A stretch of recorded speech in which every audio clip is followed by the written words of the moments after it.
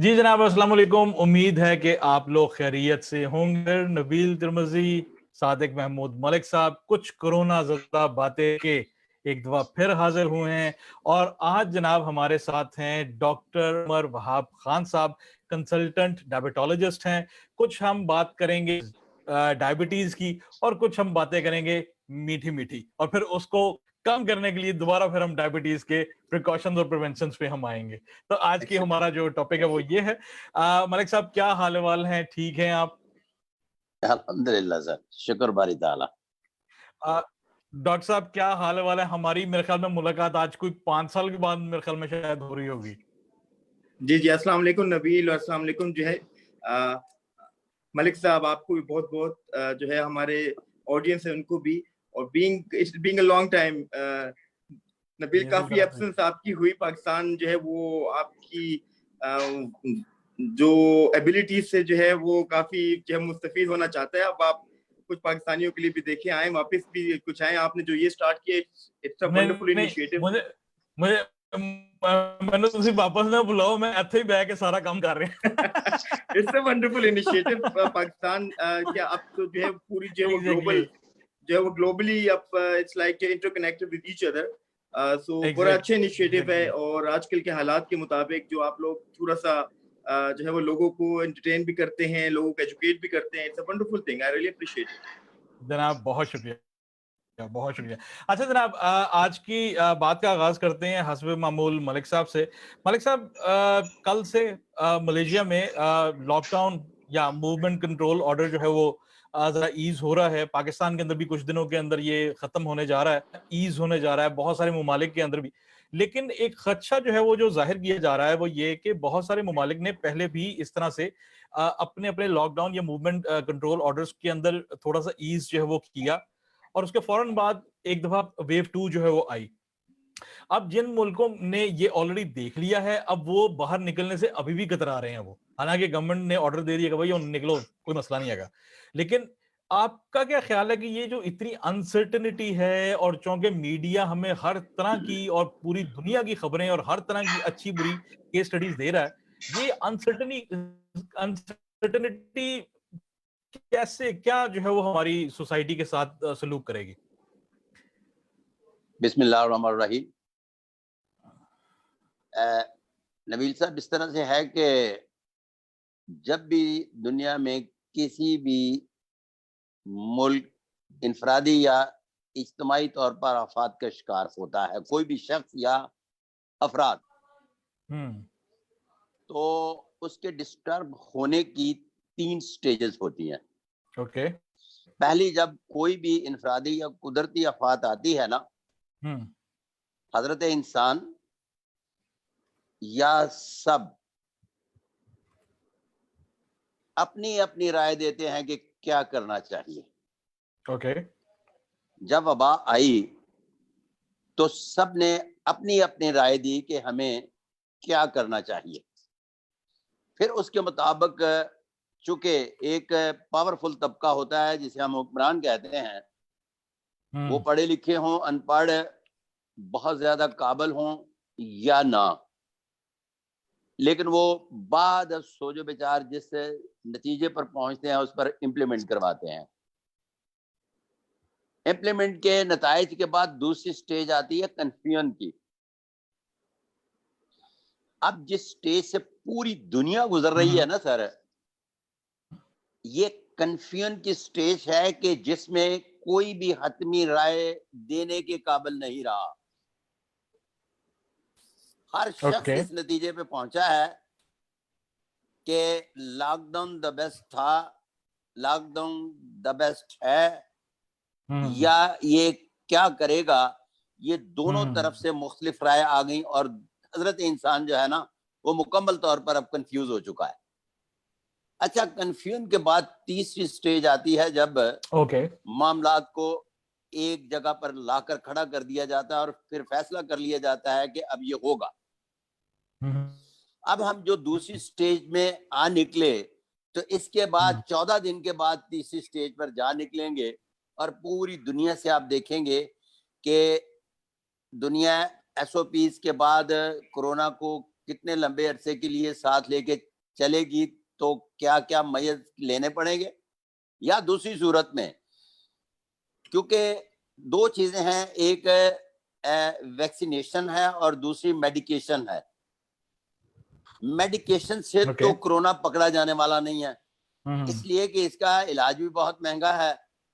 और दूसरा ये है कि फर्ज करें, मैं कल बात कर रहा था अबू धाबी, तो मेरे दोस्त इरफान मलिक साहब कह रहे थे कि हमें बड़ी जबरदस्त किस्म की गुड न्यूज मिली है, और आज वो खलीज टाइम्स का वो न्यूज़पेपर मुझे दिखा रहे थे कि 73 लोगों को ये मेडिसिन दी गई और वो बेहतर हो गए।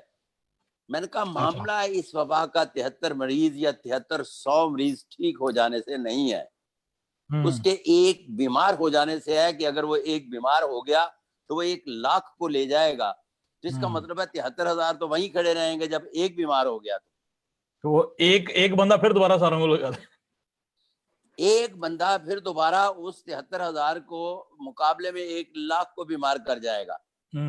तो ये मेडिकेशंस जो है ना, ये वक्ती तौर पर एक जिस तरह से मरते को तिनके का सहारे वाली पोजीशन है, मेडिसिन तो यहाँ तक लफ्ज इस्तेमाल करेंगे।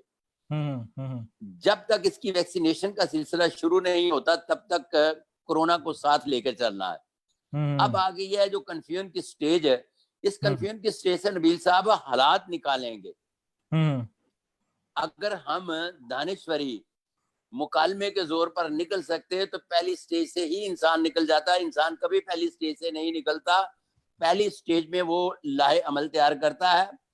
अब मैं लफ्ज आफात कर रहा हूँ, सक्सेस और आफात में फर्क याद रहे, वो इनफरादी आफत हो या इज्तमाई आफत हो। तो दूसरी स्टेज पे कंफ्यूज होने के बाद तीसरी स्टेज पे डिसीजन ले लेता है, और फिर उसके बाद ये अगला जो आने वाला है ये डिसीजन की स्टेज है।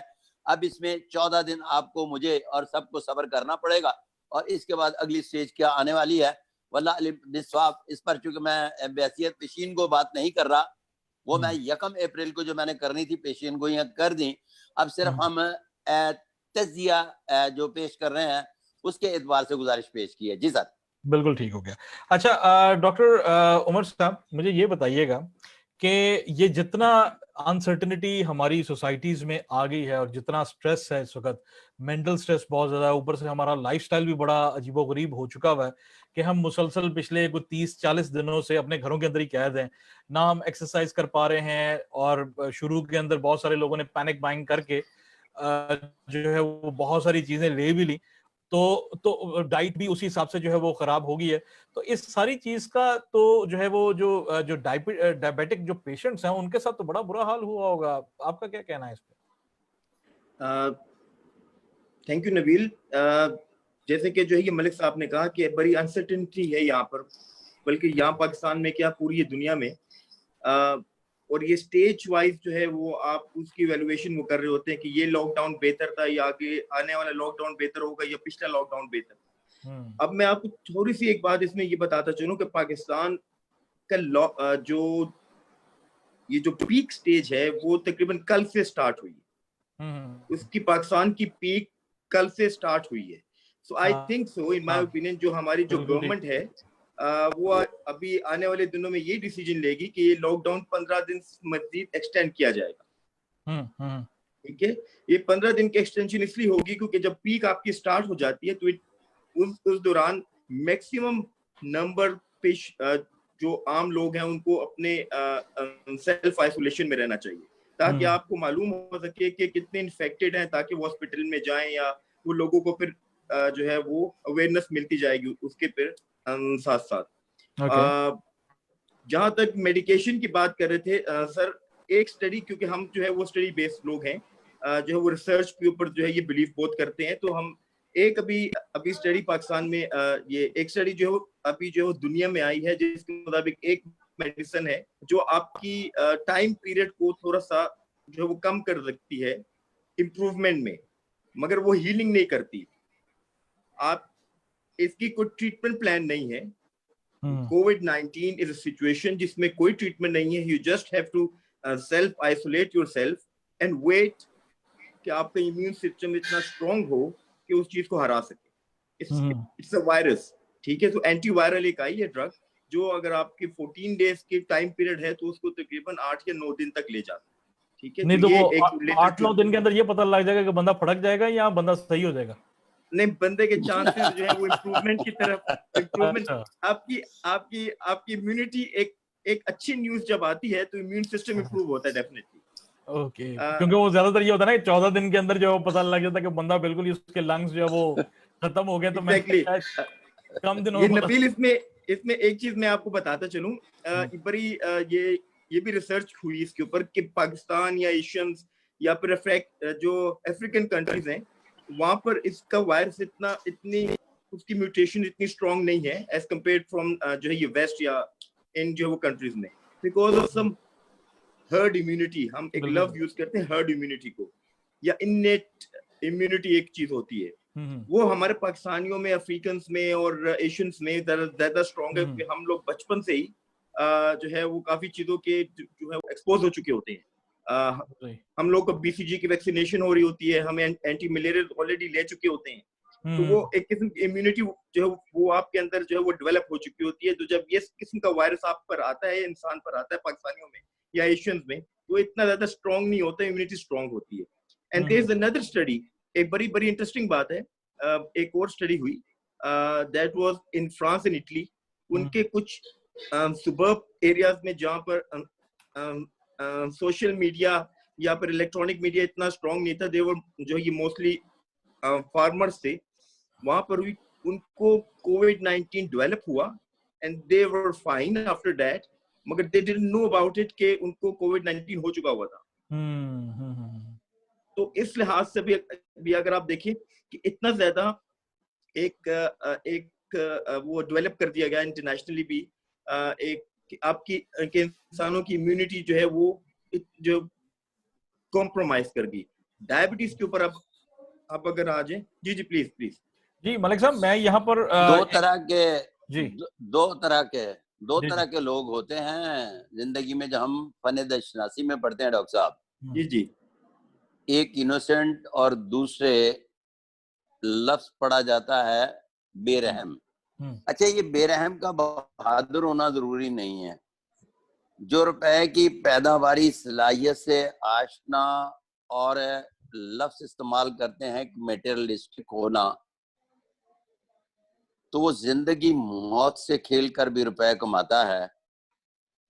और एक इनोसेंट होता है कि किसी भी स्टेज पर जाकर उसे अपनी जिंदगी के अलावा सब कुछ हारना पड़े तो जिंदगी बच जाए, तो वो वहां जाकर भी खेल लेता है, सब कुछ दे देता है। ये दो अंसर जो है ना, ये तब भी लड़ रहे थे, अब भी लड़ रहे हैं और क़यामत तक लड़ते रहेंगे।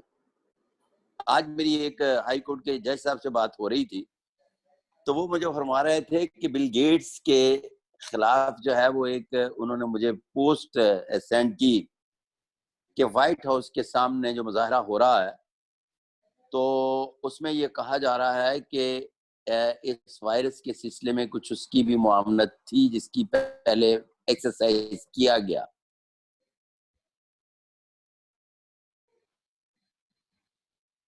आई थिंक मलिक साहब का ये फन-ए-दशनासी में पढ़ते हैं, उनको किस तरह से पता चला कि वो कह रहे थे कि बिल गेट्स ने पहले भी कुछ ऐसे ममालिक जहां वैक्सीनेशन करवाई तो वहां बांझपन का मर्ज जो है वो पैदा हो चुका है।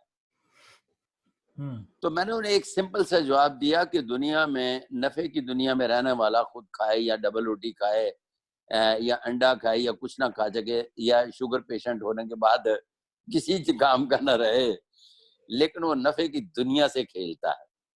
तो बात यह है कि ये अब भी नफे नुकसान की जो जंग है ना, इसमें कब किसी भी वक्त क्या लॉन्च हो जाता है, बहुत कॉन्स्पिरेसी थ्योरीज आ चुकी हैं जिससे बंदा इस वक्त हालत कंफ्यूज है। जी सर। अच्छा, लेकिन इसमें जी डॉक्टर साहब ये बात कीजिएगा। डायबिटीज के मुतालिक आप पूछ रहे थे कि जैसे कि आपको मैंने बताया कि डायबिटीज से भी आपकी इम्यूनिटी जो है वो कॉम्प्रोमाइज होती है। सो हर वो चीज जिससे आपकी इम्यूनिटी जो है कॉम्प्रोमाइज हो, ये वायरस जो है उस चीज को एग्रीवेट कर देती है। तो डायबिटिक पेशेंट जो है उनके लिए सबसे इम्पोर्टेंट है हैंड अपनी पर्सनल हाइजीन, बल्कि हर एक के लिए, नॉट इवन डायबिटिक। अगर आप इस चीज से बचना चाहते हैं तो यू जस्ट हैव टू जो है मेंटेन योर पर्सनल हाइजीन, आपकी अच्छी होनी चाहिए, क्योंकि virus don't like water and soaps. जो है वो उससे जो है वो स्लिप कर जाता है, तिलक तो जाता है। वायरस अगर, हाँ जी, उसके जो वो तिलक जाता है, तिलक जाता है। तो इसलिए उसको जो है अपने हाथ को कम से कम 20 सेकंड तक जरूर धोएं, और सेल्फ डिस्टेंसिंग जिसको आइसोलेशन कहेंगे वो मेंटेन करें। तो दिस इज समथिंग, ये दो बेसिक जो है ये पैगाम है। और अब तीसरा पैगाम जो अब हमारे पाकिस्तानियों के लिए या पूरी दुनिया के लिए यही है कि जो है ये मास्क वेयर करें, ताकि ये एयरबोर्न इन्फेक्शन है। यू नेवर नो कि आपके वहां बैठने से पहले या वहां पर चलने से पहले कौन वहां से गुजरा, तो उसके वायरस के जो एरोसोल्स हैं, जो उसके ये पार्टिकल्स होते हैं, it remain in the air for almost 3 hours, 3 घंटे तक रहते हैं। तो once we inhale it you become infected with that. तो इसलिए जो मास्किंग है वो अपने लिए नहीं, लोगों के लिए, उनको सेव करने के लिए, बल्कि हमारे जो है वो रसूल का हुक्म है, हमारे जो हुजूर पाक सल्लल्लाहु अलैहि वसल्लम का हुक्म है कि जहाँ वबा हो वहां से मत निकलें, और जहाँ पर वबा हो वहां पर मत जाएं। तो ये बहुत ही इजी और ये सिंपल है। हमें अपने आप को इस चीज को जो है वो रियलाइज करवाना है कि वायरस इज देयर, मगर इसको हराने के लिए अपनी इम्यूनिटी को स्ट्रॉन्ग रखना है, कि जिंदगी मौत उसके हक, वो तो बरहक है। और इंशाल्लाह अगर आप एक स्ट्रॉन्ग इम्यूनिटी को मेंटेन करें, वायरस नेवल आपको कोई आपको हर्ट नहीं कर सकता इंशाल्लाह। अच्छा, डायबिटीज और डायबिटिक पेशेंट्स पे हम फिर आते हैं। मलिक साहब, यहाँ पर डॉक्टर साहब ने एक बड़ी कमाल की बात की कि फ्रांस के अंदर जो लोग फार फ्लंग एरियाज में रहते थे, जहां पर मीडिया का इतना एक्सेस नहीं था और जहां पर इंटरनेट के ज्यादा यूजर्स नहीं थे, उनको हुआ और उनको खत्म हो गया और उनको पता भी नहीं लगा। ठीक है, तो यहाँ पर तो लोग जो है वो रोज एक जो है वो चार्ट पढ़ के कि जनाब इतनी डेथ टोल्स हो गई हुई हैं, इतने लोग जो है मुतासर हो गए हुए हैं, ये तो एक जो है इसका मतलब है कि सारा तो फिर खेल ही है, सिर्फ और सिर्फ जो है वो इंफॉर्मेशन ओवरलोड का ही है, ये जो हमारे सारी सोसाइटीज को जो है वो जरा खराब कर रहा है। यानी हम बच तो फिर भी सकते हैं, शायद बहुत सारे लोग मरने से भी बच जाते अगर उनको ये इस मामले में वो लाइल रहते या इतनी पैनिक ना फैलाई जाती। आपका क्या टेक है इस पे?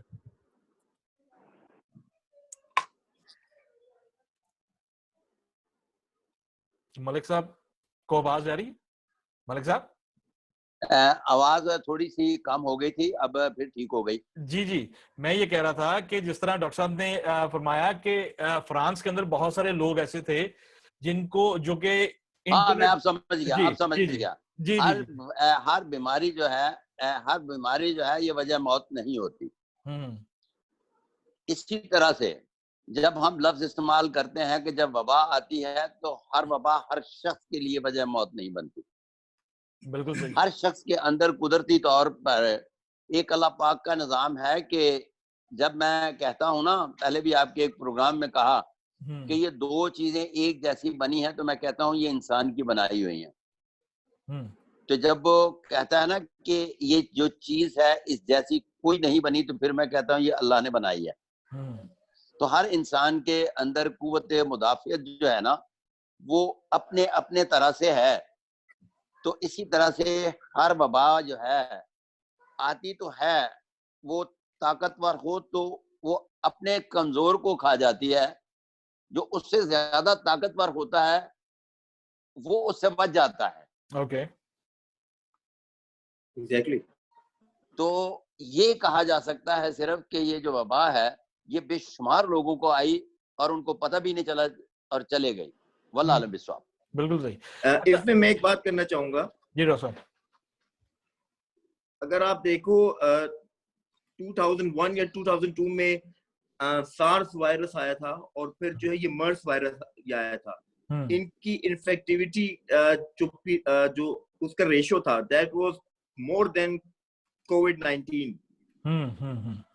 मगर उसकी अमवात के रेशियो भी बहुत ज्यादा था, मगर वो सडनली एक चीज आई और एंड देन वो खत्म हो गई।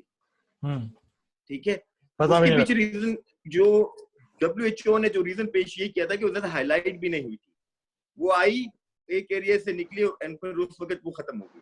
बट दैट वाज मुझे याद है कि हमने उस पर प्रोग्राम भी शायद COVID-19 इतने नहीं किए थे उन दिनों। हमने यही शायद मैं कहना चाह रहा हूँ कि उसके बारे में लोगों को आगाही नहीं हो पाई और वो उस दौरान जो है वो खत्म हुई। इसका जो COVID-19 की जो वो सिचुएशन है वो कुछ बहुत ज्यादा हाईलाइट हुई और शायद आजकल इस हाईलाइट की वजह से कुछ चीजें ज्यादा एग्रीवेट। अब मेरे पास हम तो पेशेंट्स को जो वो देखते हैं रोजाना की बुनियाद पर and we were exposed to the COVID-19 patients as well. तो कुछ फैमिली मेंबर्स ऐसे आए हमारे पास नबील, उनके जो टेस्ट कराए हमने तो उनको भी it is like influenza type virus है ये। आपको जो है वो कफिंग आपको होती है, टेम्परेचर होता है, तो 14 डेज का ये टाइम पीरियड होता है, उसमें ये चीजें वापसी होना जो है वो शुरू हो जाती है। इट्स लाइक 14 डे इसकी जो है वो टाइम पीरियड। तो अगर आप इसको सेल्फ आइसोलेशन में रखकर अपनी इम्यूनिटी को स्ट्रॉन्ग करेंगे, पानी ज्यादा पिए, जो फ्लूइड्स है उसका इस्तेमाल ज्यादा करें, कार्बोहाइड्रेट्स की रेशियो जो है वो कम करें, प्रोटीन्स थोड़े से एनहेंस करें, हर वो चीज जो आपके अंदर इम्यूनिटी इंप्रूव करे, उससे ये वबा जो है ये जो बीमारी है उससे फाइट किया जा सकता है। Yes, it is a deadly disease. ये मैं आपको बताऊं कि ये इस चीज से हम इनकार नहीं कर सकते। इट इफेक्ट्स हमारे रेस्पिरेटरी सिस्टम के ऊपर जाके असर करती है। It's like a नमूनिया। ठीक है, तो अगर किसी को सांस की कोई इश्यूज हो रहे हैं तो देन इमीडिएटली ही शुड जो है वो रश टू हॉस्पिटल। बिल्कुल तो ये है बिल्कुल सही। अदरवाइज आपको इनिशियल टाइम पीरियड में आपको हॉस्पिटल नहीं रश करना चाहिए। लेकिन इसमें मुझे ये बताइएगा कि एक तो होती है जो कि एक डायबिटिक पेशेंट को पूरी जिंदगी एक उसका लाइफस्टाइल का एक कुछ हिस्सा बन जाता है कि उसको हाइड्रेट उसको रहना है, उसने कुछ स्पेसिफिक डाइट्स का उसने ख्याल करना है। लेकिन जब ये जो आजकल का जो दौर है, ये जो कोविड का के दौर में हम जो गुजर रहे हैं, इसमें क्या एहतियात का जो लेवल है वो थोड़ा ज्यादा हो जाता है कि हाइड्रेट आपको ज्यादा रहना पड़ता है, आपको खुराक के अंदर ज्यादा एहतियात आपको करनी पड़ती है, या नॉर्मल जो उनका अपना एक एहतियात वाला जो लाइफस्टाइल है उसके अंदर भी वो काम ठीक हो जाएगा? इसमें नबील एक चीज मैं बताता चलो। अब जो बात करने जाऊंगा वो हमारे डायबिटिक पेशेंट्स के लिए है। दो किस्म की डायबिटीज होती है जो कि बहुत ज्यादा ये कॉमन है। एक टाइप 1 होती है, एक टाइप 2 होती है। टाइप 1 में इंसुलिन डिपेंडेंट है, उसमें इंसुलिन की रिक्वायरमेंट है। हर वो पेशेंट जिसको डायबिटिक पेशेंट जिसको COVID-19 हो चुका है, उसको इंसुलिन किसी हाल में बंद नहीं करनी। अच्छा, इंसुलिन उसकी जिंदगी है। शायद COVID-19 जो है वो उससे आपकी शुगर लेवल्स हाई हो जाएंगी क्योंकि आपकी इम्यूनिटी जो है वो नीचे गिर जाती है। जब इम्यूनिटी नीचे गिरती है तो शुगर लेवल्स हाई होती है। तो insulin is treatment for choice. ठीक है, अगर जो इंसुलिन डिपेंडेंट की बात कर रहा हूँ मैं। सेकेंडली, अगर ऐसा पेशेंट जो कि ओरल मेडिसिन लेता है और उसको COVID-19 अगर हो गया है, मैं सिर्फ होने की बात कर रहा हूँ, सस्पेक्टेड की बात नहीं कर रहा। जिसको हो गया है उसको मेडिकेशंस में एक दवाई आम सी गोली होती है जिसको जो है मेटफॉर्मिन उसका केमिकल नेम है, या जो है सिंपल नेम जो है ग्लूकोफेज मेडिसिन को छोड़ देना चाहिए क्योंकि वो इम्यूनिटी को रिड्यूस कर देती है। ओके। बल्कि उसके लिए सबसे अगर किसी शख्स को हो तो वो दोबारा प्रोग्राम ये सुन ले, अगर नाम ये ना याद रहा हो तो ये प्रोग्राम को फिर दोबारा सुन ले। बिल्कुल जी, ग्लूकोफेज। अगर किसी को डायबिटीज है और उसको कोरोना वायरस हो चुका है तो उसको जो है ग्लूकोफेज या मेटफॉर्मिन जो है वो उसको छोड़ देना चाहिए और अर्जेंटली अपने फिजिशियन से या हेल्थ केयर प्रोवाइडर जो उसको ट्रीट करता है उसके पास रश करना चाहिए। उसका ट्रीटमेंट प्लान डॉक्टर बना पाएगा। उसको इंसुलिन की शायद जरूरत हो क्योंकि इंसुलिन वो वाहिद चीज है जो आपकी इम्यूनिटी को इम्प्रूव करती है। हर दवाई आपकी इम्यूनिटी को थोड़ा सा रिड्यूस वो करती है। तो इसलिए ऐसी चीजें जो आपकी इम्यूनिटी या आपकी कुव्वत मदाफियत, आसान अल्फाज में, उसको रिड्यूस करें, वो चीज नहीं होनी चाहिए। ठीक है, अब आ जाए डायबिटिक पेशेंट को शुगर बार बार जो वो चेक करनी चाहिए, बार बार नॉर्मल रेंज में जी, बार बार मींस के आफ्टर एवरी 4 आवर्स, 4 घंटे की इंटरनेशनल गाइडलाइंस, ये जो मैं बातें कर रहा हूँ ये सारी गाइडलाइंस के ऊपर है। ओके, ठीक है, 4 घंटे के बाद शुगर चेक करनी चाहिए, और आपके जो फास्टिंग जो हार्मोन शुगर लेवल्स हैं उसको 120 मिलीग्राम पर डेसीलीटर से ऊपर नहीं जाना चाहिए, या तकरीबन 7.2 मिलीमोल, क्योंकि 2 किस्म के जो है वो ग्लूकोमीटर्स होते हैं, तो मुझे ये दोनों बताना जो है वो जरूरी समझता हूँ। सेकंड चीज, उसमें जो खाने के बाद की शुगर है उसमें तकरीबन 180 मिलीग्राम पर डेसीलीटर या तकरीबन 10.2 मिलीमोल से ऊपर नहीं जाना चाहिए। तीसरी बात बड़ी अहम, कोरोना पेशेंट जिसको डायबिटीज भी है उसको रोजे नहीं रखने चाहिए फिलहाल। ओके ओके, ये क्योंकि बास में अगर कोरोना होता है तो कुछ अलामत नहीं आती, लाइक उसके अंदर खांसी या जुकाम या इतनी हैवी नहीं होती, वो कहते हैं मैं अच्छा हूँ, बेहतर हूँ, मुझे रोजे रखने चाहिए। उसके लिए रोजे नहीं रखने चाहिए। आपका रोजा आपकी इम्यूनिटी को बाज़ औक़ात नीचे कर देता है, जिसकी वजह से अलामात बढ़ सकती हैं और फिर आप हॉस्पिटल एडमिशन की तरफ जा सकते हैं। उससे बचना चाहिए। तो सेहत अल्लाह का हुक्म है, इसमें भी जो है वो कुरान में हुक्म आया है सूरे ये अल बकरा में कि जिसको जान की बीमारी लाहक हो उसके लिए रोजे की फदिया दे सकते हैं। हाँ, वो आगे कफारा दे सकता है या जो भी, बिल्कुल इस तरह से है, बिल्कुल इस तरह से जी। जी अच्छा, मलिक साहब, मैं आपसे जो है वो एक सवाल जो है ना थोड़ा सा जरा ज्यादा मेडिकल, हमने साइंसेस के हवाले से जरा ज्यादा बात कर ली है, थोड़ा सा जरा केमिस्ट्री के हवाले से हम जो हमारे जो दोस्त हैं जो आपको देखने के लिए स्पेशली रोज लॉग इन होते हैं, जबकि मैं भी देखने आया हूँ, सर को देखने आया हूँ, सुनने आया हूँ। मैं ये जानना चाहता हूँ कि मेडिकल केमिस्ट्री के अंदर आपने बड़ा आपने काम किया है, और स्पेशली आपने एक मिथ जो है वो अभी पाकिस्तानी चैनल्स के तवज्जुह से आपने जो है वो ये ब्रेक की कि आप जो है ये केमिस्ट्री होगी या और कोई अकल्ट साइंसेस होगे, वो एक निशानदेही तो कर सकती है कि जिस्म में कुछ गड़बड़ है, लेकिन वो इटसेल्फ कोई एंड नहीं है। अल्टीमेट एंड जो है वो डॉक्टर ही है जो उसका इलाज करता है। तो ये तो एक बात हो गई, लेकिन मेडिकल केमिस्ट्री के हवाले से आप क्या कहते हैं कि जो डायबिटीज और ये इस तरह की जो बीमारियां हैं इम्यूनिटी से मुतल्लिक, वो हम हाथ से कैसे पढ़ सकते हैं? सर बात यह है कि मैंने साइको केमिस्ट्री पर सारा काम किया है, मेडिकल केमिस्ट्री पर नहीं किया, पहले तो ये तस्दीक कर। अच्छा, मैंने सिर्फ और सिर्फ साइको केमिस्ट्री पर काम किया है, जितना भी किया है। ओके, मेडिकल केमिस्ट्री पर काम नहीं किया। मेडिकल केमिस्ट्री के हवाले से माय ओपिनियन कि जितनी मेडिकल साइंस ने तरक्की कर ली है, अब 10 नास का कोई काम नहीं रहा, लिहाजा इसे खुदा हाफिज करे, बात ही खत्म हो गई। लेकिन और मैंने अपने जितने भी नए कानून जो बनाए हैं जी, उसमें मेडिकल केमिस्ट्री का कहीं जिक्र नहीं है, पूरी किताब में कहीं जिक्र नहीं है। जी सर, बिल्कुल सही। लेकिन इसका जो अच्छा, है वो एक मैंने एक्सपेरिमेंट किया है, छोटा सा, जिस तरह से डॉक्टर साहब ने फरमाया कि वो सफाई सुथराई और बार बार हाथ का धोना, लायक और नालायक औलाद के बारे में मैंने एक्सपेरिमेंट किए, तो पता चला कि नबील साहब जो हाइजीन लोग होते हैं ना, साफ सुथरे और बहुत ज्यादा सफाई का ख्याल रखने वाले, उनकी औलाद 98% लोगों की नाफरमान नहीं होती। अच्छा, माशाल्लाह। नंबर 1। नंबर 2, किसी भी मजहब से ख्वाब वो ताल्लुक रखते हैं,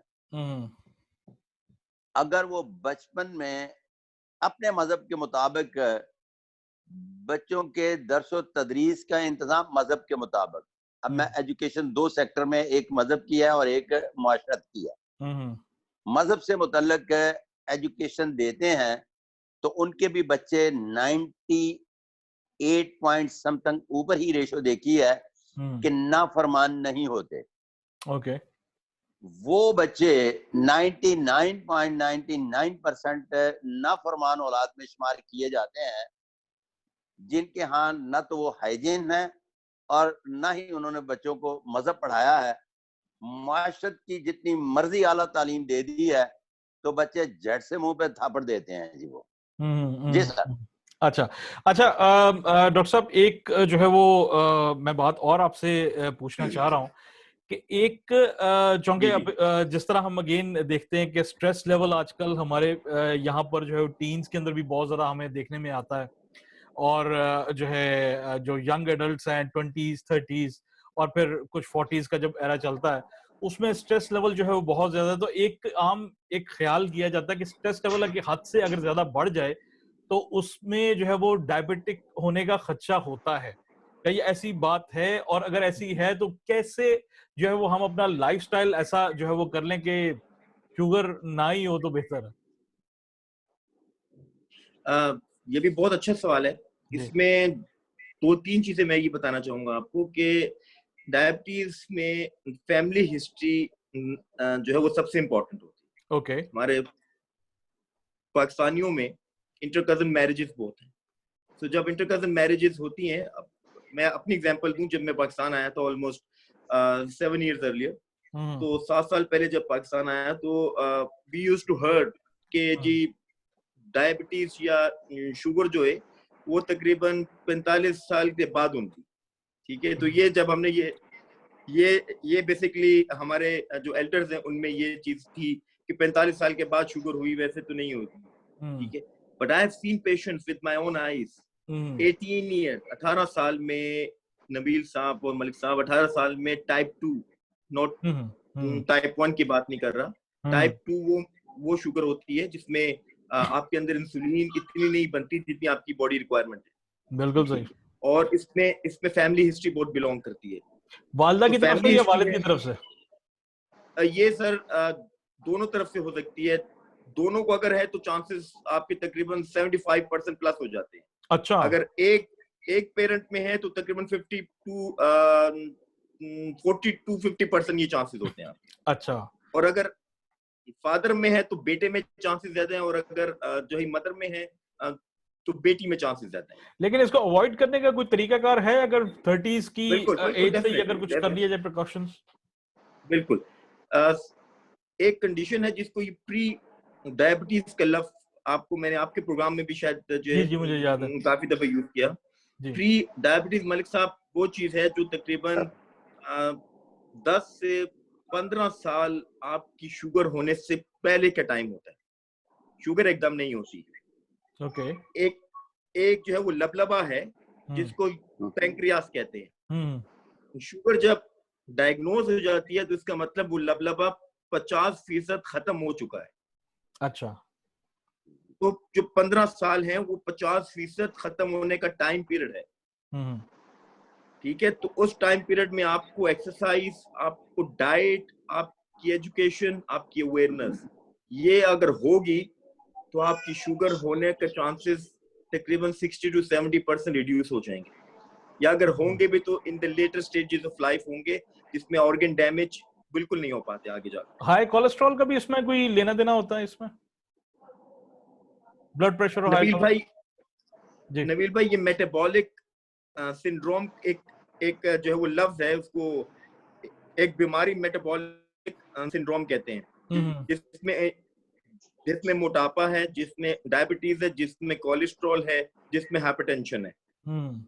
सो मोटापा जब होता है तो आपकी जो जिगर है उसके ऊपर एक्स्ट्रा वो चर्बी आ जाती है। बिल्कुल सही। And that is called fatty liver. Fatty liver किसी पाकिस्तानी का कराओ सब में निकलता है। हमारी खाबी इस तरह के क्या करें? इंसुलिन जो है वो जिगर के अंदर स्टोर होती है। तो जब आपके ऊपर फैट्स आ जाएंगे तो इंसुलिन प्रोडक्शन जो है वो कम हो जाएगी। ओके। जब आपकी इंसुलिन प्रोडक्शन जो है वो कम हो जाएगी तो मोटापा बहुत बड़ी वजह बनती है। हाई कोलेस्ट्रॉल में मोटापा बहुत बड़ी वजह है, डायबिटीज में और फिर हाइपरटेंशन में। तो सबसे इंपॉर्टेंट है आपकी रोजाना की एक्सरसाइज। मैं अपने ये शुगर मरीज के लिए नहीं, हर एक के लिए है, कम से कम आधा घंटा हर रोज जो है एक हल्की फुल्की एक्सरसाइज का मतलब आधा घंटा ये ब्रिस्क वॉक करना है। इन माय ओपिनियन तकरीबन आधा घंटा कोई चीज मैटर नहीं करती। आजकल आपके पास बहुत टाइम है।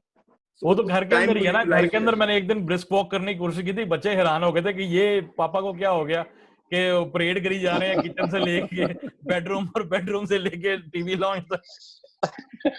नबील उन्होंने हमारे नफ्सियात तक इसका बेसिक तरीका सबसे बेहतर ये है कि आप जो वो छत पर या अपने कार पोर्च में वॉक कर लें या फिर स्टेयर्स चलते रहें। ये स्टेयर्स जो होती हैं ये एक स्टेयर पर कैलोरी आपकी बर्न करती है। हाँ, right right right right right, बिल्कुल सही, बिल्कुल तो सही। 1 स्टेयर पर कैलोरी अगर आप बर्न करने जाएंगे तो इट लुक्स सो इजी।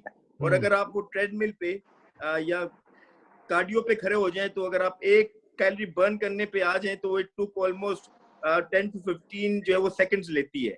तो आपकी 1 स्टेयर ज्यादा अच्छी है कि आप वो ट्रेडमिल पे हाँ, ट्रेडमिल में तो बंदा बोर हो जाता है, वो तो बिल्कुल बंदा कितना घुमाता है ना, वो एक ही जगह पे वो खड़ा हो। ये अब तो आपके पास एरोबिक्स है, अब तो आपके पास होम एक्सरसाइजेस बहुत सी आ गई हैं। एंड द बेस्ट एक्सरसाइज जो है वो नबील भाई सबसे इम्पोर्टेंट 5 वक्त नमाज पढ़ें। सबसे बेहतरीन एक्सरसाइज है। आपकी बॉडी के ईच एंड एवरी मसल आपको उसमें यूज होता है। और जो वुदू करना होता है, वुदू में भी आपकी सारी ऐसी जगहों पर आपकी जो है जहाँ पे इन्फेक्शन के चांसेस होते हैं, यू एक्चुअली वॉश देम। आपका हाथ का धोना, आपकी आंखों का धोना, आपके कानों को साफ करना, ये आप शायद बेस्ट इस चीज को रियलाइज भी कर रहा होगा कि वाटर की इंपॉर्टेंस कितनी जो है वो ज्यादा है। और in the later stages of आगे जाकर ये देखेंगे कि वाटर विल बी नेसेसिटी अब वहां पर बनता जाएगा इंशाल्लाह। बिल्कुल जी। अच्छा, प्रोग्राम वाइंड अप करने से पहले ना मैं एक जो है वो छोटी सी बात आपसे और पूछना चाहता हूँ। एक मैं बात करना चाह रहा हूँ। जी मलिक साहब, आप दोनों शख्सियात आज मेरे से वादा करेंगी कि एक छोटा सा सदका जारिया वाला काम करेंगी और ये कहेंगी कि हमारे एक दोस्त सादिक मलिक हैं, उन्होंने हमें ये बताया कि जब बात करते हैं, लफ्ज इस्तेमाल करते हैं पॉजिटिव, कि अगर आपका फर्ज करे बॉन्ड लग जाए तो हम लफ्ज यूज करेंगे आप दोनों से ये वादा है ना आपका मेरे? जी बिल्कुल। लफ्ज यूज करेंगे आप, और जहां नुकसान की बात करेंगे वहां लफ्ज आप यूज नहीं करेंगे, लफ्ज यूज करेंगे किसी। अगर खुदा न खास्ता एक्सीडेंट में किसी की टांग टूट जाती है, वहां लफ्ज नहीं इस्तेमाल करेंगे कि आपकी टांग टूट जाती है। सही। और जब ये समझाएंगे तो कहेंगे कि हमारे दोस्त सादिक मलिक ने हमें वादा लेकर ये बात की थी, तो लिहाजा आप भी जब आगे चलकर बात करें तो नुकसानदेह अवामल के सिलसिले में लफ्ज किसी यूज करेंगे और नफे की बात के लफ्ज आप यूज करेंगे। ये लॉ ऑफ अट्रैक्शन का भी हल्का सा आसानी पैदा होती है। बिल्कुल, बहुत आसानी पैदा हो जाती है। बहुत सही बात की है, बहुत सही बात की आपने। कोई अगर वो कहता ना कि खुदा ना खास्ता जी अगर आपके साथ ये हो जाए, मेरे साथ ही क्यों हो इस तरह से, तो मार देते हैं ना जी, मार देते हैं उसको, कहते हैं खुदा ना खास्ता आपके साथ नेगेटिव यूज करते हैं। तो अब आप दोनों शख्सियात मेरे से वादा कर चुकी हैं, जी तो लोगों को इसके बारे में आप इन्फॉर्म करते रहेंगे, बिल्कुल, और ये सदका जारिया चलता रहेगा, ठीक है ना? इंशाल्लाह। अच्छा डॉक्टर साहब, एक जाते जाते एक चीज और मैं आपसे पूछना चाहूंगा, ये डायबिटीज के हवाले से, क्या शुगर ही जो शुगर खाते हैं ये इसकी बीमारी की जड़ है या क्या सूरत हाल? मैंने कुछ अर्सा पहले कीतो डाइट मैंने शुरू की, उसमें जो है शुगर इंटेक बिल्कुल खत्म हो गया, रोटी बिल्कुल खत्म कर दी, चावल बिल्कुल, कार्ब्स बिल्कुल खत्म कर दिए मैंने। टोटल सिर्फ प्रोटीन की जो कुछ चीजें थी और जो कीतो के अंदर जो फ्रूट्स होते थे वो होते थे, तो वो डेफिनेटली उसका फायदा जो है वो तो हुआ, लेकिन इम्यूनिटी बहुत ज्यादा गिर गई मेरी। तो लेकिन साथ में मुझे ये भी एक था कि यार चलो मैं कीतो अगर मैं कर तो रहा हूँ, वेट लॉस तो चलो जो है वो जो होगा सो होगा, लेकिन ये है कि कम से कम मुझे जो है ये शुगर का मसला कभी नहीं होगा। लेकिन कुछ लोगों के बारे में कहा जाता है कि कुछ वो शुगर इनटेक ना करें तो तब भी उनको शुगर हो जाती है। तो इस तरह की ये मिथ है या क्या है ये?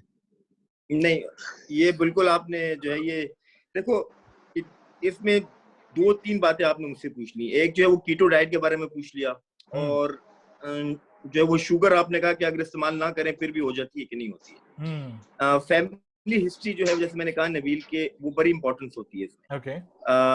फैमिली हिस्ट्री अगर किसी की है तो उसको एहतियात करनी चाहिए ये खाने पीने में, और ये कार्बोहाइड्रेट्स की इनटेक, और उसका जो BMI है, जो हाइट और वेट का रेशियो होता है, उसके BMI अकॉर्डिंगली उसको जो वो नॉर्मल रहना चाहिए। आपकी फिर जो वो किसी इंसान के चांसेस जो हैं वो शुगर होने के जो है वो रिड्यूस हो जाते हैं। ओके। सेकंड थिंग मुझसे आपने पूछी कि वो कीटो डाइट के बारे में। जी जी, इस पे वैसे मैं एक तफसीली प्रोग्राम भी डाइट करना चाह रहा हूँ मैं आपके साथ, जो है ना, लेकिन बहरहाल आप एक अच्छा लिंक जी, दीजिए आखिर में हमें। आज मैं छोटी सी और बात करना चाह रहा हूँ। ये मेरी कजन मैरिज के हवाले से बात ज़हन में अटकी हुई है जो डॉक्टर साहब ने फरमाई। जी जी जी जी इस तरह से है कि हिंदू कजन मैरिज नहीं करते, सिख कजन मैरिज नहीं करते, क्रिश्चियन सिख मैरिज नहीं करते। बहुत मतलब मैं ये शोर सुनता हूँ कजन मैरिज के हवाले के बुरे असरात का, और वो तमाम बुरे असरात जो कजन मैरिज के हवाले से हैं वो नहीं करते, उनमें भी उसी शिद्दत से पाए जाते हैं। कभी इसका जवाब आपसे हम फिर लें। बिल्कुल। मैं इसमें मलिक साहब इसमें एक चीज बताता चलूं कि कजन मैरिज की जो मैंने बात की उसकी हिस्ट्री है, उसकी हिस्ट्री ऐसी सर है मैंने जैसे हिस्ट्री की बात करनी है कि हमने क्रिश्चियन को भी लेना है, सिख को भी लेना है और हिंदू को भी लेना है, और सामने खड़ा हुआ मुसलमान है जो फर्स्ट कजन मैरिज करता है। अगर मैं हैसियत मुस्लिम कजन मैरिज करता हूँ ना, इसके इतने नुकसानात होते तो मुझे मना कर दिया गया होता। तो मैंने फिर इसे एक्सपेरिमेंट किए, सुन लेना, मैंने फिर इसके एक्सपेरिमेंट किए कि क्या जो कजन मैरिज के हवाले से मुसलमानों में प्रॉब्लम्स क्रिएट होते हैं ये इन 3 गैर मुस्लिम में होते हैं, तो पता चला उनमें भी उसी तरह से हो रहे हैं। तो इसकी बड़ी जरा तहकीक के बाद बात करेंगे किसी दिन किसी और प्रोग्राम में। क्यों जी? मैं फिर इसका जवाब जो है वो आपको जो है वो कुछ स्टडीज के साथ मैं आपको वो स्टडीज के साथ कजन मैरिजेस मेरी भी जो है वो हुई है, कोई ऐसी बात नहीं है। फांसी जाता पाकिस्तान में मगर उसके साथ मलिक साहब, उसके साथ एहतियात बहुत ज्यादा आपको वो करनी पड़ती है। और सर वैसी कजन चंगीनी की लग दी है इसके कि कुछ लोग कहने ज्यादा ये तो कम पाया है। अच्छा डॉक्टर साहब, बिल्कुल जाते जाते जो है वो कीटो डाइट के हवाले से सर जी मेरे बेगम ने भी एक दोस्त ने वो कहते थे पहले मैं भैन कहता सीगा तो सारी जिंदगी भैन कहता रहा जो 18 साल की होगी तो मेरे ताए ने क्या की शादी ये थी करनी है क्यों मैं चाहती थी दी नाल ब्याह कर लिया तो सारी उम्र बाजी कहता तो उसके बाद बीवी कहना पिया तो मेरे बंसा सारी जिंदगी मुश्किल बनी रही। सर जी कुछ मुश्किलें एहो जी नहीं होंदियां जे। जी डॉक्टर साहब आप कह रहे थे कुछ? नवील भाई इसमें जो है वो जैसे मलिक साहब का जवाब मैं रखूंगा, इसके ऊपर फिर दूसरे प्रोग्राम में बात करेंगे इंशाल्लाह। जो है वो कीटो डाइट के बारे में मैं थोड़ा सा ये बताता चलूं। हमारे पाकिस्तानियों में जब एक चीज हिट हो जाती है तो वो हर कोई समझता है कि यही राइट पाथ है, उसके ऊपर इसके ऊपर वो चलना चाहिए। तो कीटो डाइट एक जो है वो जो है ये प्रोफेशनल डाइट है और किसी आम इंसान को किसी जो है लेमैन को नहीं करनी चाहिए बगैर एडवाइस के, बगैर जो है कंसल्टेशन के, क्योंकि इसमें हाई प्रोटीन डाइट दी जाती है। हाँ, इसमें हाई प्रोटीन डाइट है और हाई प्रोटीन का ताल्लुक आपके गुर्दों के साथ होता है, किसी इंसान के गुर्दों के साथ होता है। आपके नहीं, जी मैंने किसी के गुर्दों के साथ। जी मैंने किसी इंसान पर मैंने ऐड कर दिया किसी इंसान के गुर्दों के साथ। हमारे नबील साहब बहुत प्यारे हैं इसलिए कोई नेगेटिव नहीं, ऊपर से मुझे गुर्दों की फिक्र भी पड़ी है अपने। उसी वक्त मैंने जो है वो हदायत पाई। बिल्कुल सही। जी डॉक्टर साहब। तो इसलिए हर कोई इंसान अगर जो है वो कीटो डाइट की तरफ आना चाहता है तो वो पहले कंसल्टेशन ले ले और प्रॉपरली टेस्ट करवाकर उसके मुताबिक एक बैलेंस डाइट जो है वो उसको रखे और फिर उसको टाइम पीरियड पे इवैल्यूएट करे, उसके मुताबिक फिर आगे जो है वो चलना चाहिए। अच्छा ये इवैल्यूएशन कौन करेगा, जीपी या कौन? नहीं, जनरल प्रैक्टिशनर्स इसमें शायद आपकी या किसी इंसान की हेल्प ना कर पाए। जी इसमें जो है वो न्यूट्रिशनिस्ट, डाइटिशियन या फिर ओबेसिटी स्पेशलिस्ट या डायबिटोलॉजिस्ट जो हैं जो इसमें इंटरेस्ट लेते हैं वो आपको बैलेंस डाइट जो है वो बना कर दे सकते हैं। एक चीज और है जो मैंने अपने पाकिस्तानियों में देखी है, बस आखिरी बात ये करता चलूं कि यहाँ पर जो है वो इंटरमिटेंट फास्टिंग भी एक डाइटरी प्लान है। जी वो ज्यादा बेहतर है as compare from other diet plan. और आजकल रमजान का महीना है तो इंटरमिटेंट फास्टिंग इससे अच्छी कोई भी नहीं है। तो अच्छा, हम सबको चाहिए कि जी, हम डॉक्टर साहब सबको चाहिए मैं जो है कि ना इसमें एक सवाल करना चाहूंगा, ऑल्दो के प्रोग्राम काफी जरा आगे चला गया, लेकिन कोई मसला नहीं है। एक इसमें ये है कि मुझे जो है लगता ये है कि जब मैंने कीटो डाइट मैंने जब छोड़ी और उसके बाद फिर मैं इंटरमिटेंट फास्टिंग पे आ गया, क्योंकि जो है ना बहुत कैलकुलेशंस करनी पड़ती थी और बहुत ज्यादा खाने के वो करना पड़ता था। मुझे लगता है मुझे कहीं उसके चक्कर में गैस्ट्रिक मुझे हो गई है, जो रिफ्लक्स होता है ना, वो क्या इसी चीज का जो है वो कोई वो जो है वो उसका आप असर क्या हुआ है ये क्या? नहीं आप कहना चाह रहे हैं कि जो है वो कीटो डाइट के बाद जो है आपने जब इंटरमिटेंट फास्टिंग आए उस जी, वक्त आपको कोई रिफ्लक्स का इशू शुरू हो गैस्ट्रिक गया। डिस्कम्फर्ट हुआ? जी जी जी, रिफ्लक्स का इशू अब मुझे अक्सर रहता है मुझे, तो मुझे अजवाइन का पानी और इस तरह अच्छा, की चीजें मुझे आप करनी पड़ती हैं। इसमें इसमें इसमें इंटरमिटेंट फास्टिंग में क्या टाइम पीरियड रखा था आपने? तकरीबन 16 आवर्स, 14 14 नहीं 15 वो आवर्स। टाइम पीरियड क्या था? ਇਹਨਾਂ ਨੂੰ यानी आप ਡਾਕਟਰ जो है वो ਸਾਹਿਬ सुबह का नाश्ता नहीं ਇਹਨਾਂ करते थे ਨੂੰ या ਇਹਨਾਂ ਨੂੰ ਵੀਰ ਸਾਹਿਬ ਨੂੰ ਪੰਗੇ ਲੈਣ ਦੀ ਆਦਤ ਹੈ ਵੀ ਜਦੋਂ ਤੁਹਾਡੇ ਕੋਈ हाँ, ਪ੍ਰੋਬਲਮ ਹੀ ਨਹੀਂ ਤੁਸੀਂ ਪੰਗਾ ਕਿਉਂ ਲੈਣ ਡਏ ਹੋ? अच्छा, मेरा जो है वो जो जो होता था ना, जो डिनर का जो मेरा टाइम होता है वो मेरा होता है मैक्सिमम 7 बजे। 7 बजे से और उसके बाद फिर ब्रेकफास्ट स्किप करके तो मैं जो है वो उसको जाता हूँ लंच के ऊपर, और लंच तकरीबन होता था मेरा कोई 12:30 बजे के करीब। ठीक है, तो 12 घंटे और ऊपर जो है 5 घंटे, 18 से 19 घंटे ही लगा लें आप तकरीबन, ये जी इंटरमिनेंट इंटरमिनेंट फास्टिंग अच्छा जो है वो था मेरी रूटीन।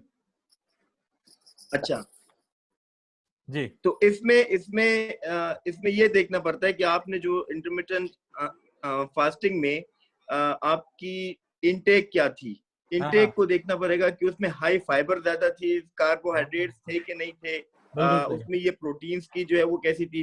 देखिए आपको फाइबर जो है आपकी डाइट प्लान में वो जरूर होने चाहिए। बिल्कुल ठीक फाइबर्स जो है जी। हैं वो जो है ये विटामिन्स में ये सॉरी फलों में होते हैं और ये नट्स सब्जियों में वगैरह में। होते हैं। जी जी जी जी बिल्कुल। तो जी जी। अगर आप ये दोनों लेते रहेंगे तो शायद आपको शायद मैदे का इशू नहीं होगा। एंड इसके साथ एक चीज और कीजिएगा, ये मैं आपके लिए भी बोल रहा हूँ और हम सब के लिए जिसको मैदे का इशू हो, जी जी। उसमें जो है वो डिटॉक्स वाटर का इस्तेमाल जो है वो जरूर करें। और वो ओके। डिटॉक्स वाटर क्या होता है, एप्पल जो है वो क्यूकम्बर और साथ जो है वो लेमन, इनको आपने वो काट के आप पानी में जो है वो रख दें तकरीबन 2 लीटर पानी में, और इसको सारी रात जो है वो छोड़ दें। एंड द नेक्स्ट डे आप ये पानी का इस्तेमाल करो, आपके मैदे में तेजाबियत वगैरह सारी चीजें बेहतर होंगी। ये सारी एंटीऑक्सीडेंट्स हैं और आपकी इम्यूनिटी को भी इम्प्रूव करती है। बिल्कुल ठीक। डॉक्टर साहब बहुत शुक्रिया आपका कि आपने हमें आज टाइम दिया और हमारे बीइंग जो अ प्लेजर, बीइंग अ मेरा दिल चाह रहा है कि आपसे आपसे ये प्रोग्राम चलता रहे और जो है मलिक साहब से हमने डेफिनेटली मैं ये चाहता हूँ और ये मैं हमेशा ये समझता हूँ कि I always remain a student.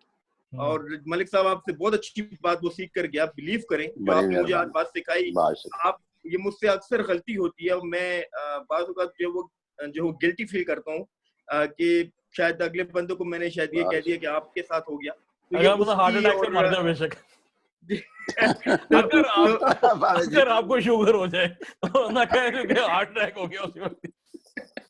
अगर किसी को तो मेरी अगर इस्लाह किसी हुई, मेरी इस्लाह हुई, मुझे शुक्रिया वो जी, बड़ी सीखने का मौका मेहरबानी। मिला। तो इंशाल्लाह ताला जज़ाकल्लाह। आपसे और सीखेंगे सर। जी ये जी बीइंग अ प्लेजर, बहुत बहुत अच्छा लगा शुक्रिया। नबील आपसे बात करके। जनाब, बहुत शुक्रिया थैंक आपका और आपकी मोहब्बतें कि आप जब मैं पीटीवी में भी था तो तब भी आपको जब भी हम याद करते थे तो आपके पास टाइम होता था या इस्लामाबाद में होते थे तो आप डेफिनेटली आप आते थे। तो बहुत शुक्रिया और इंशाल्लाह ताला आपसे जो है वो बातचीत रहेगी। मलिक साहब बहुत शुक्रिया आपका। इंशाल्लाह नाज़रीन हम कल फिर मुलाकात करेंगे अल्लाह एक नए टॉपिक से। अल्लाह हाफ़िज़। इंशाअल्लाह। अल्लाह हाफ़िज़।